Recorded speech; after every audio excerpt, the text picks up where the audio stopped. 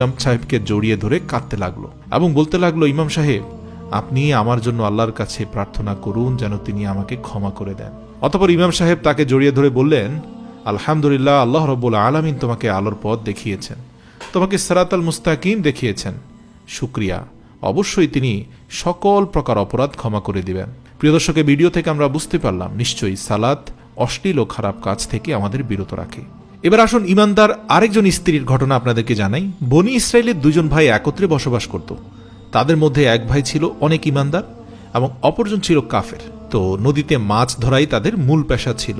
তাদের মধ্যে কাফের ভাইটি মূর্তি পূজায় লিপ্ত ছিল এবং সে শয়তানকে ঈশ্বর মনে করত। যখন সে নদীতে মাছ ধরতে যেত তখন ইমানদার ভাই থেকে তার জালে সবসময় একটু বেশি মাছ উঠত। এত বেশি পরিমাণে মাছ উঠার কারণে জাল টানার সময় সে তার ভাইয়ের সাহায্য নিত, কিন্তু এদিকে ইমানদার ভাইটি জাল ফেলে তার জালে তেমন একটা মাছ উঠত না এবং সে নিরাশ না হয়ে ঘরে ফিরে আসতো এবং বারবার আলহামদুলিল্লাহ পড়তো, শুকরিয়া আদায় করত। কেননা সে ভাবতো যে আল্লাহ যেহেতু তাকে মাছ দিচ্ছে না, এর মধ্যেও কোনো কল্যাণ আছে। তো সেই মুসলমান ব্যক্তিটি ছিল বিবাহিত এবং তার স্ত্রী প্রতিদিন কাপড় শুকানোর জন্য ছাদে উঠত। একদিন মুসলিম ভাইয়ের স্ত্রী তার কাফের ভাইয়ের স্ত্রীকে খুব সুন্দর কাপড় ও অলংকার পরিহিত অবস্থায় দেখতে পেল। তারপর সে আফসোস করে বলতে লাগলো, আমারও যদি এমন সুন্দর গহনার শাড়ি থাকতো। তারপর সে কাফের ভাইয়ের স্ত্রী বলল, আমার স্বামী মূর্তি পূজা করার কারণে অনেক ভালো অবস্থানে আছে, আমাদের খোদা আমাদেরকে অনেক মাছ দিচ্ছে, অর্থ সম্পদ দিচ্ছে।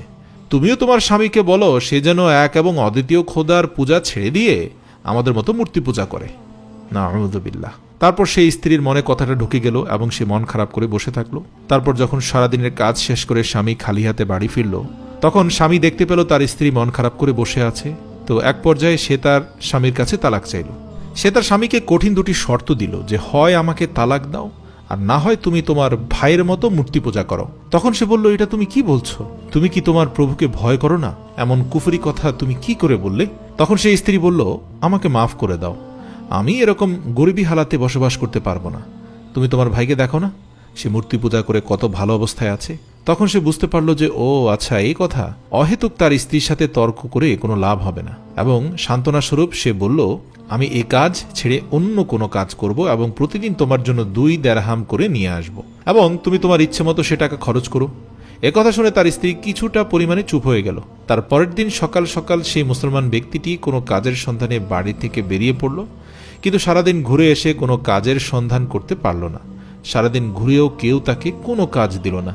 দিন শেষে সন্ধ্যা হয়ে গেল, কিন্তু তবুও সে তার বাড়িতে ফিরে গেল না, কেননা প্রতিদিন তার স্ত্রীর এরকম কথা শুনতে শুনতে সে অসহ্য হয়ে গেছে।